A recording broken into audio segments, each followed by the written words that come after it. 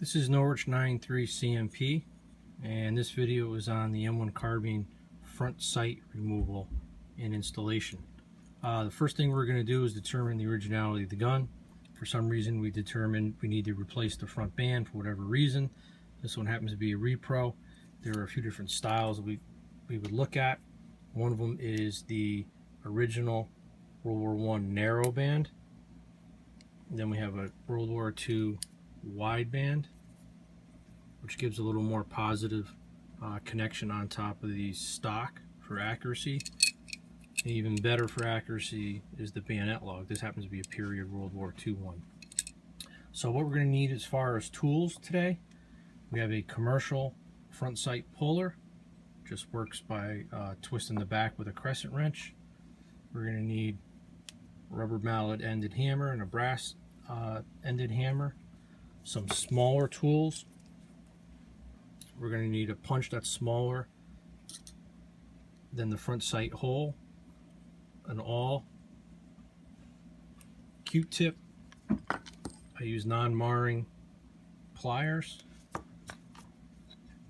hardwood block, nylon brush, and a crescent wrench. I also have a specially made piece of wood where there's a hole drilled in it, and you'll see what we'll use that for. First thing I do is I'm going to clean the areas around the front sight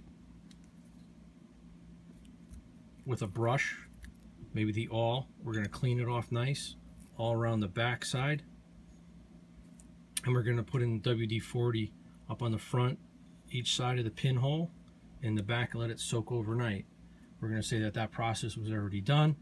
So what we're going to need to do is determine which side has the larger hole in the front sight. I determined that it's the right side versus the left side. You can see it's a little more concave on top of that pin, which has slightly rounded ends. We're going to drift this out from left to right. I have my special block where I have a hole drilled in there, and that's where we're going to drop our pin into. Strip your rifle down as best as you can, the farthest you can, and we're going to drift this pin out from left to right.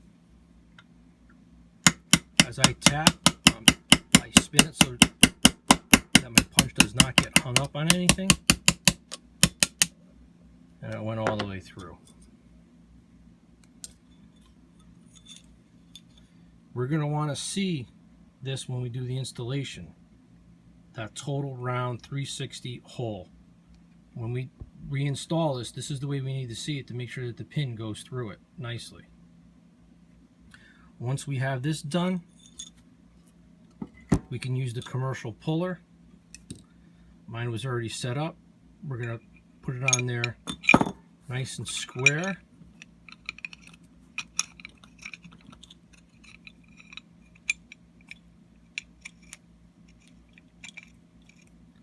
And when I do this, I'm going to make sure that my area around the ears is the same on each side. This will give clearance for the key through this cut right here. I'm going to use my crescent wrench, and I'm going to pull the front sight off. Obviously, I've done rehearsals with this one already. It's going to come off easy. Most of them are going to be hard for you to come off. Towards the end, I can actually use my fingers to turn it, keeping it square. We can see how we're exposing our key now with our cut. And now we have our barrel and our front sight.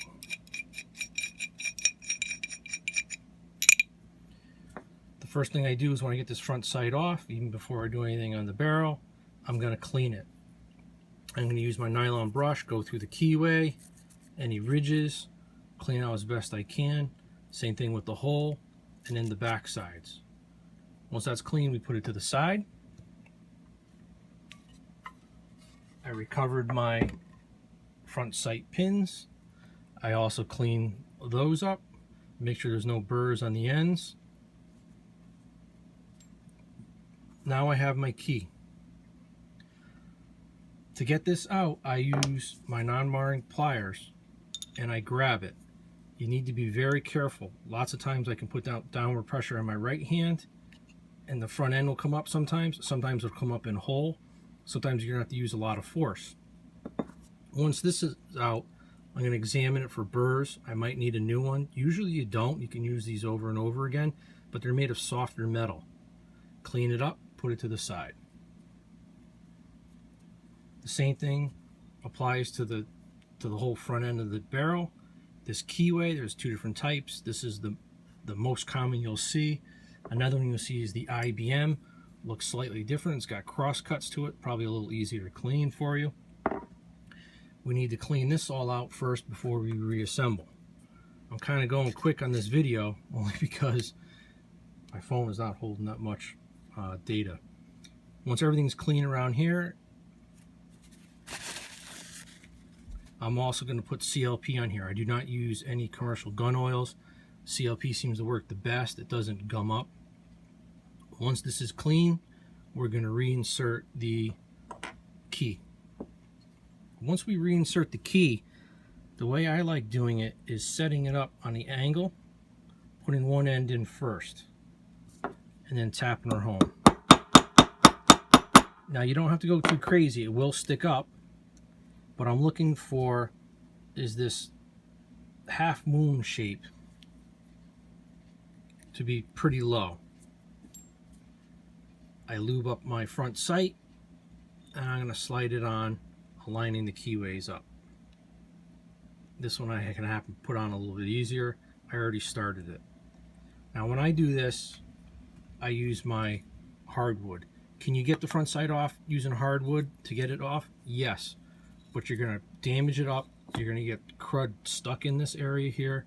I don't recommend it. Spend the $15, $20 for the commercial front sight removal. You can always sell it to somebody else or give it away as a present or whatever. Now I'm going to push this in. Sorry I can't get it on the video, but all I'm doing is just tapping it down home. And I'm going to show you. See how we look inside the keyway? See how there's only a semicircle? That's how you know you're not down far enough. Obviously, anyone with common sense can see that the key is sticking out on this end. But when we're driving it home and gets to that point, we're going to make that semicircle turn to a full circle. And that's where that cut was for the key itself. So now we're at the process where we're starting to see it. The beginning of the hole in the key.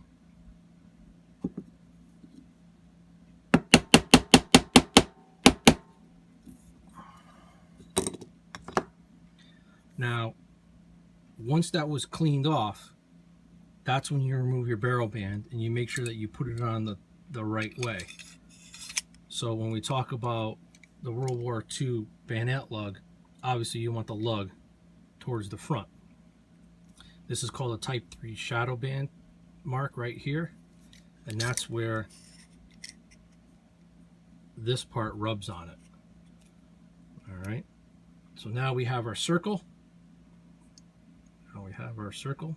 There it is. All right, now I bring back my wooden tool, and you can actually see from doing so many of these, I have a little cutout here, and I lay it right in it so I don't bend my corners of my ears.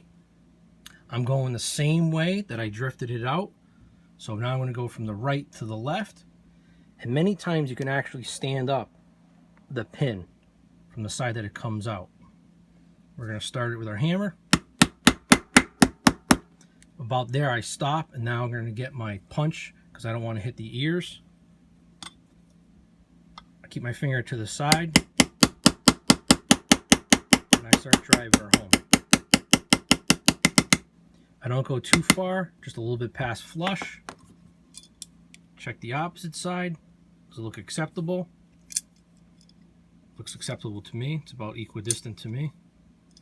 And that's how you reinstall the front sight for the M1 carbine. Any questions, just throw me a comment below. Be happy to answer anything you have. There are two different types of front sights. Some people ask me questions about that.